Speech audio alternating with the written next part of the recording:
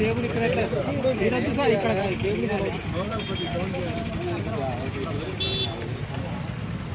ఓకేనా రాము? సన్లైట్ ఓకేనా? Light okay, right sir.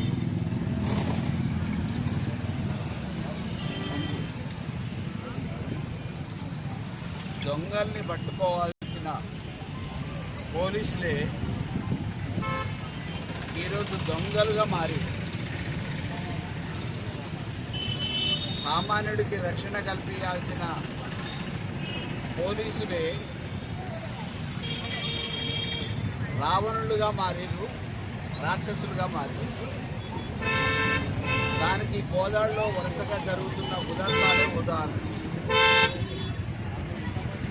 రైతులు పాపం ఎండాకాలంలో గేదెలు వదిలిపెడితే దొంగలు వచ్చి దుప్పుకపోతే పోలీస్ స్టేషన్లలో ఫిర్యాదు చేస్తే పట్టుకున్న దొంగ దగ్గర పైసలు వసూలు చేసుకుని లక్షలు లక్షలు మధ్యవర్తుల ద్వారా జేబులు తిప్పుకొని ఇలా రైతులకు ఎగరామం పెట్టారు. ఆఖరికి కోర్టులో కేసులు కూడా పెట్టకుండా తప్పించుకునే ప్రయత్నం చేస్తే పెండింగ్ కేసుల కింద కొత్తగా వచ్చిన సబ్ ఇన్స్పెక్టర్లు రిమాండ్ చేశారు.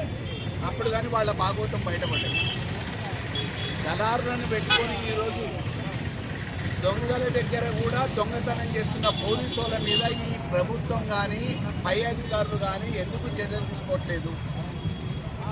ఇలా పాపం తలా పిరికెడ్ అనే విధంగా ఈ గోదావరిలో జరుగుతున్న హత్యల వెనుక, దొంగతనాల వెనుక, మోసాల వెనుక,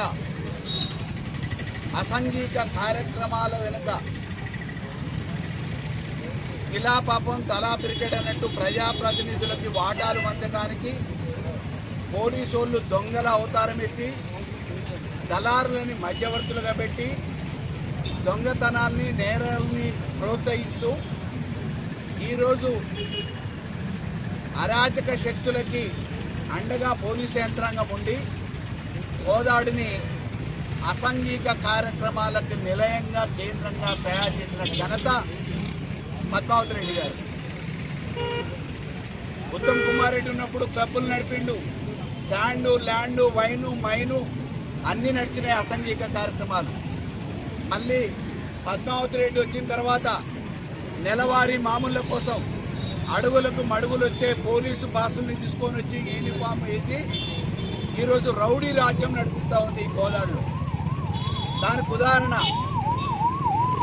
గోదావరికి నడిగొట్టున ఉన్న బస్టాండ్ పక్కనే ఉన్న పోలీస్ స్టేషన్ ఎదురుగా కూతవేటు దూరంలో పోలీస్ స్టేషన్కి రక్షణ కోసం వచ్చిన ఒక మహిళ పోలీస్ స్టేషన్లో కౌన్సిలింగ్ అయిపోయి బయటకు వచ్చిన తర్వాత వాళ్ళిద్దరి మధ్యన భార్యాభర్తల మధ్యన వివాదాలు ఉన్నాయి, మాకు ఇబ్బంది జరుగుతూ ఉంది, మమ్మల్ని రక్షించని చెప్పేసి పోలీస్ స్టేషన్కి వచ్చిన మహిళ మొరపెట్టుకుంటే కౌన్సిలింగ్ పేరు మీద మాట్లాడి బయటకు వచ్చిన తర్వాత పోలీస్ స్టేషన్కు కూతవేటు దూరంలో హత్య జరిగింది.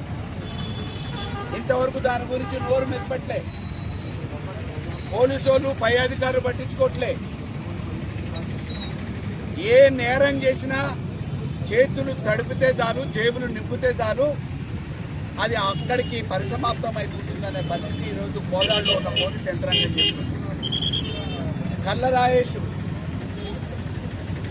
చెక్కుల పేరు మీద ఎప్పుడో బీఆర్ఎస్ ప్రభుత్వంలో వచ్చిన చెక్కులు ల్యాబ్స్ అయితే వాటి కాల పరిమితి దాటిపోయిన తర్వాత మేము ఆనాడు క్యాంపు కార్యాలయంలో వదిలిపెట్టిన చెక్కులు కాంగ్రెస్ వాళ్ళ చేతికి దొరికితే దానికి నారాయణ రెడ్డి అని ఒక ఎమ్మెల్సీ ద్వారా లెటర్ పెట్టి రెన్యువల్ తీసుకొచ్చి రీవాలిడేట్ చేసుకొచ్చిన చెక్కుల్ని వాళ్ళు అకౌంట్లలో వేసుకొని కక్షపూరితంగా ప్రతిపక్ష పార్టీగా మమ్మల్ని ఇబ్బంది పెట్టాలనే ఆలోచనతో అక్రమంగా వసూలు రాజా ఇక్కడ నెలవారీ మామూలు కప్పం కడుతున్న పద్మావతికి కప్పం కట్టడానికి తీసుకొచ్చిన కుటుంబ శంకర్ గారు అరాచకం చేస్తే పాపం ఒక అమాయక దళిత బిడ్డ ప్రాణాలు పోగొట్టుకున్నాడు కల్లరాయి. ఇంతవరకు ఆ పోలీసు అధికారుల మీద, పోలీసు వాళ్ళ మీద చర్యలు లేవు. ఆ కేసుని తారుమారు చేయడానికి అనేక రకమైన ముప్పు తిప్పలు పడ్డారు. ఫోరెన్సిక్ ల్యాబ్తో సహా అన్ని ఫోర్జరీలు చేసింది.